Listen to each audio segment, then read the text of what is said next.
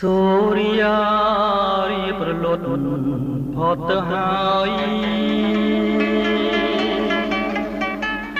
មេត្តាឆ្លើយប្រាំសងសាខ្ញុំឲ្យដឹងផងសូរិយាគុនទៀបរៀបអស្ដងគុតព្រះស្មីរលត់ចាចោលលោកការស្មីពណ៌មាស